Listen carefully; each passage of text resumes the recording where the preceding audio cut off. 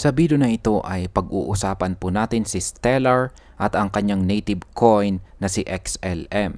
Marami po ang nagsasabi na si Stellar ay isa sa mga project na tahimik ngunit patuloy na binabago ang sistema ng global payments. Ang kanyang layunin ay gawing mas mabilis, mas mura at mas matalino ang cross-border transactions na hanggang ngayon ay problema pa rin ng maraming tao at negosyo sa buong mundo. Kaya yan ang siyang ating pag-uusapan sa video na ito, pero bago po tayo magpatuloy ay pakibasa na lamang po muna ang disclaimer dito po sa ibaba ng ating screen. Yan, ano nga ba ang problema sa cross-border payments? Sa kasalukuyan, ang cross-border payments ay mabagal at saka magastos. Tinatayang may $200 billion na nawawala bawat taon dahil lang sa fees at inefficiencies ng mga lumang sistema.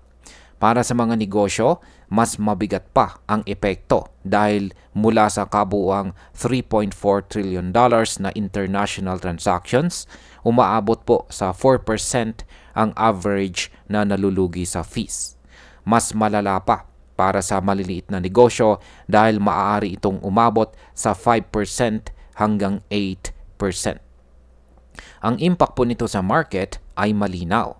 Habang tumataas po ang demand para sa mas mura at mas mabilis na sistema, mas lumalakas ang posibilidad na lumago ang mga project tulad ni Stellar na siyang nagbibigay ng solusyon sa ganitong problema.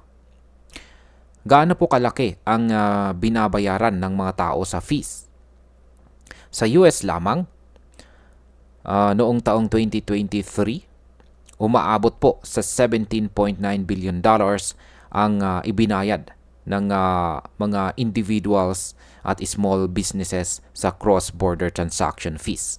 Ang masakit pa dito, $5.8 billion ay nakatago bilang rate markups na hindi po agad nakikita ng nagbabayad. Dahil dito, lumalabas na malaki po ang market opportunity para kay Stellar. Kung makumbinsi po niya ang mga tao at negosyo na mas mura ang kanyang serbisyo, tataas po ang adoption ni XLM at posibleng magkaroon ng upward movement sa kanyang presyo. Ano naman po ang layunin ni Stellar? Sa mga hindi pa nakakaalam, si Stellar po ay nilikha or ginawa para magbigay ng mabilis, low cost or mura at inclusive financial infrastructure. Ang kanyang native token ay si Lumens or XLM. At ito ay ginagamit para sa transactions at bilang paraan upang maiwasan ang spam sa network. Kung tataas po ang paggamit kay XLM sa global transactions, maaring magkaroon ito ng malaking epekto sa liquidity at demand ng token. Ibig pong sabihin ay pwedeng magresulta ito sa price growth or paglago ng kanyang presyo, lalo na kapag lumaki ang institutional partnerships. Ngayon ay sino naman ang nagtatag or nasa likod ng Stellar? Ito po ay itinatag po itong si Stellar noong 2014 ni na Ginoong Jed McCaleb na co-founder din ng Ripple at saka si Joyce Kim. Isa pang malaking pangalan na sumuporta ay si Patrick Collison mula po sa Stripe.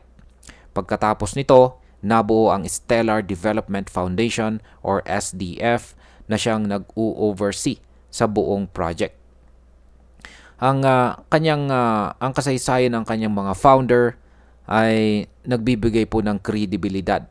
Kapag may kilalang pangalan na galing po sa matagumpay na project tulad po ng Ripple at saka Stripe, mas mataas po ang tiwala ng mga investors at mas malaki ang posibilidad na pumasok ang institutional money. Ito ay posible pong magdala ng long-term growth kay XLM. Ngayon ay pag-usapan po naman po natin ang tungkol sa tinatawag pong Protocol 23. Ayan, ang Protocol 23 at bakit po ito mahalaga.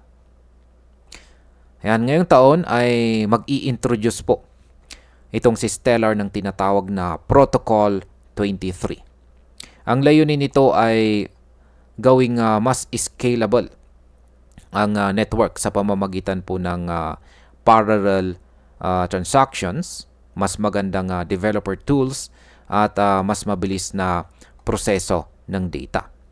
Kung magiging matagumpay po ang upgrade na ito, mas magiging madali para sa mga developers na gumawa ng application sa loob ng Stellar ecosystem. Ang epekto po nito sa market ay posibleng paglaki ng user base at pagtaas po ng activities sa kanyang blockchain na pwede pong magtulak ng pag-akyat sa presyo ni XLM. Paano naman po ginagamit ang tokenization at partnership ni Stellar? Yan, isa pa sa mga growth strategy ni Stellar ay ang institutional partnership at tokenization ng real-world assets or RWA. Sa madaling salita, pwede pong i-digitize ang mga tunay na assets tulad po ng real estate, bonds, at fiat money sa pamamagitan po ng Stellar Network. Kung mas marami pong institution ang papasok, tataas po ang adoption ng XLM bilang medium ng transaction. Kapag nangyari ito, makikita po natin ang pagtaas ng liquidity at mas malaking demand para kay Stellar. Ito ay magandang signal para sa mga investors na naghahanap po ng project na may real-world use case. Ano naman po ang papel ng DeFi at saka stable coins kay Stellar? Hindi lamang po cross-border payments ang inaasikaso ni Stellar. Kasama rin dito ang mga DeFi at saka stablecoin projects na nakatuon sa totoong gamit, lalo na sa mga lugar na underserved ng traditional na financial system. Kung tataas po ang paggamit ng stablecoins sa Stellar Network, lalakas po ang daloy ng pera sa kanyang ecosystem. Ang epekto po nito ay mas mataas na activities sa blockchain na pwede pong magdagdag ng value kay XLM.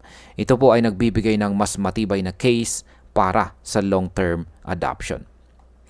Ayan, bilang panghuli, si Stellar Lumens or XLM ay patuloy po na nagiging isa sa mga pinaka-practical na blockchain project ngayon. Hindi po siya nakatutok sa hype, kundi sa totoong problema ng mundo, gaya po ng cross-border payments at financial inclusion. Malaki po ang epekto ng kanyang upgrades, partnerships at tokenization strategy dahil ito ay may direktang koneksyon sa real economy. Para sa akin, kung magpapatuloy po ang trajectory ni Stellar at lalo pang lalaki ang adoption sa kanyang ecosystem, si XLM po ay pwedeng maging isa sa mga malalakas na contender sa crypto market.